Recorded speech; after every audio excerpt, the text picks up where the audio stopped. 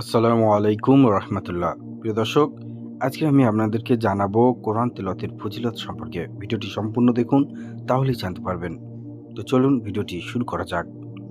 কোরআনুল কারীম আল্লাহ রব্বুল আলামিনের পক্ষ থেকে অবতীর্ণ সর্বশেষ ও সর্বশ্রেষ্ঠ ঐশী গ্রন্থ, বিশ্ব মানবতার চিরন্তন মুক্তির সনদ, যার তেলাওয়াত, অধ্যয়ন ও বাস্তবায়নের মধ্যে রয়েছে মানবজাতির কল্যাণ ও সফলতা। প্রতিদিন কোরআন তেলাওয়াতের গুরুত্ব ও ফজিলত অপরিসীম, যা বলে শেষ করা যাবে না।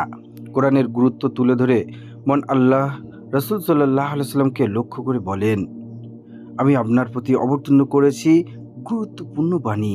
সূরা মুজাম্মিল আয়াত নম্বর 5।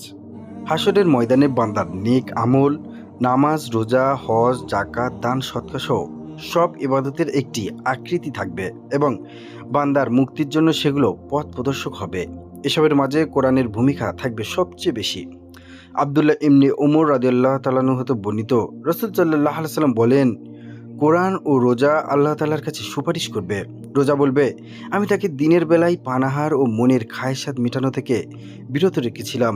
কোরআন বলবে, আমি তাকে রাতের ঘুম থেকে বিরত রেখেছিলাম, অতএব আমাদের সুপারিশ কবুল করুন। তখন আল্লাহ তাআলা সুপারিশ কবুল করে নেবেন।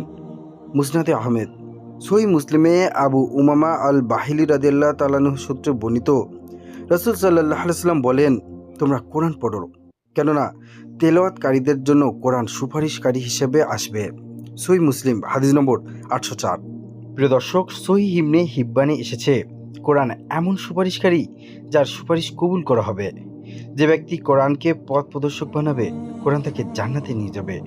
আর যে ব্যক্তি কোরআনকে পশ্চাতে ফেলে রাখবে, কোরআন তাকে জাহান্নামে পাঠাবে। প্রিয় দর্শক, আলেমদের পরামর্শ হলো, প্রতিদিন হাফেজ নন এমন ব্যক্তি যে এক পারা কোরআন তেলাওয়াত করা উচিত, যেন মাসে এক খতম পূর্ণ হয়ে যায়। আর হাফেজদের 3 পারা তেলাওয়াত করা উচিত, যারা কোরআন না পড়তে পড়তে এমনভাবে কোরআন পড়া ভুলে যায় যে দেখলেও পড়তে পারে না।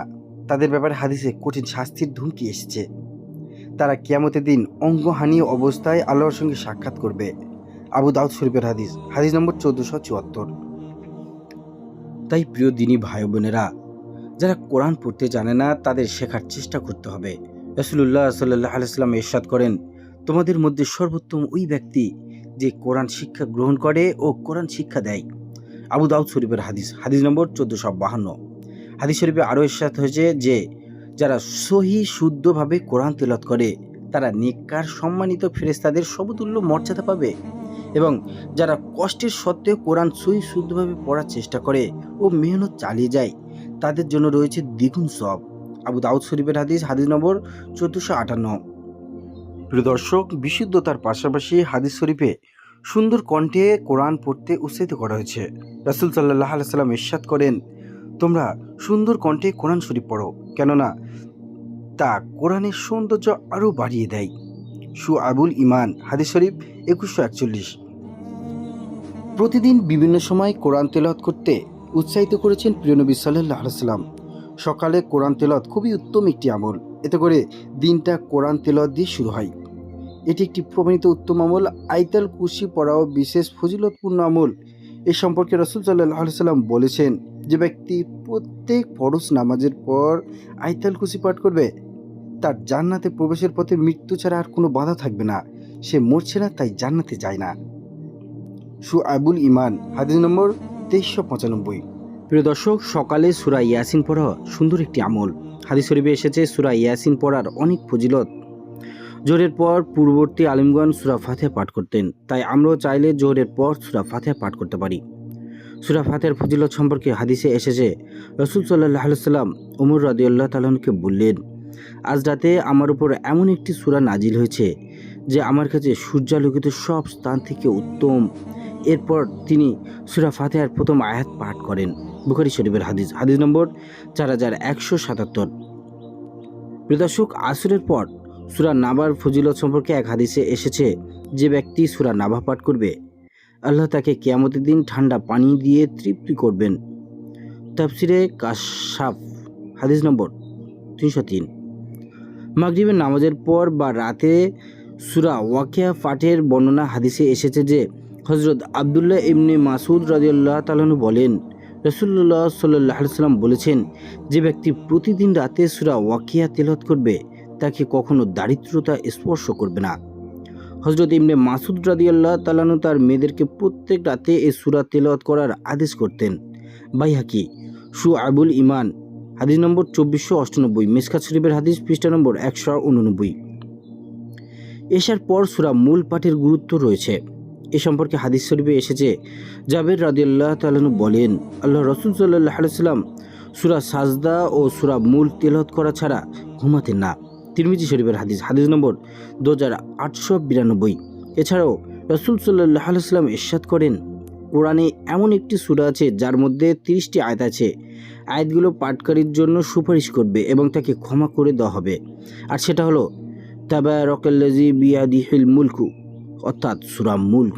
তিরমিজি হাদিস শরীফ 2891। কোরআন তেলাওয়াতে প্রতিটি অক্ষরের বিনিময়ে 10টি করে সওয়াব লাভ হয়।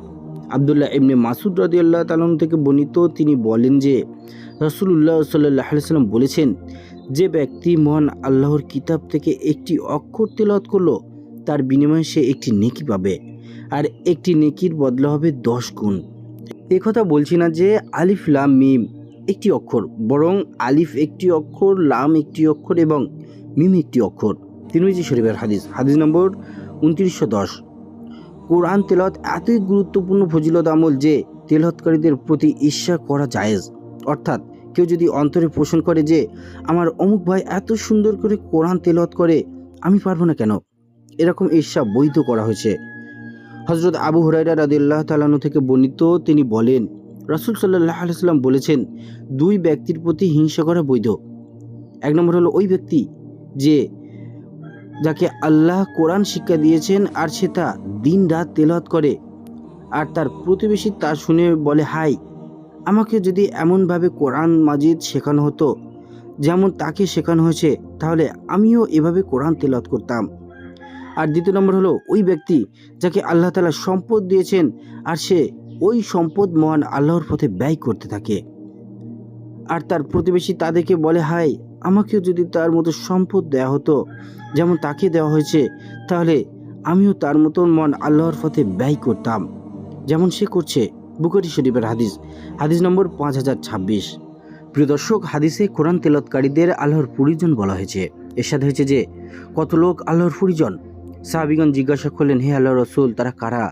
তিনি বললেন, কোরআন তেলাওয়াতকারীগণ আল্লাহর পরিজন এবং তার বিশেষ বান্দা।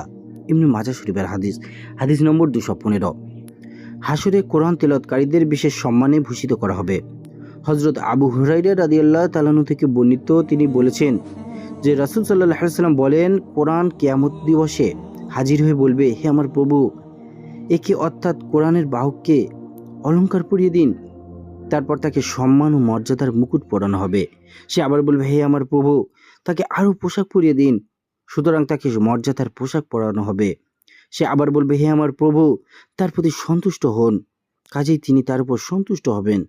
তারপর তাকে বলা হবে, তুমি এক আয়াত পাঠ করতে থাকো এবং উপরের দিকে উঠতে থাকো। এমনইভাবে প্রতি আয়াতের বিনিময়ে তার একটি করে সওয়াব মর্যাদা বাড়ানো হবে। তিরমিজি শরীফের হাদিস, হাদিস নম্বর 2915। অন্য হাদিসে এরশাদ হয়েছে যে আব্দুল্লাহ ইবনে আমর রাদিয়াল্লাহু তাআলা থেকে বর্ণিত যে রাসূল সাল্লাল্লাহু আলাইহি সাল্লাম বলেছেন, কিয়ামতের দিন কোরআনের বাহককে বলা হবে, পাঠ করতে থাকো এবং উপরে আরোহণ করতে থাকো, এবং দুনিয়ায় যেভাবে ধীরে সুস্থে পাঠ করতে ঠিক সেই রূপে ধীরে সুস্থে পাঠ করতে থাকো। যে আয়াতে তোমার পাঠ সমাপ্ত হবে সেখানেই তোমার স্থান। তিরমিজি শরীফের হাদিস, হাদিস নম্বর 2914। আল্লাহ তাআলা আমাদের সবাইকে প্রতিদিন যত সম্ভব তত বেশি করে শুদ্ধভাবে কোরআন তেলাওয়াতের তৌফিক দান করুন। কোরআনের অধ্যয়নের তৌফিক দান করুন। কোরআন অনুযায়ী সমাজ গড়ার তৌফিক দান করুন। আমিন।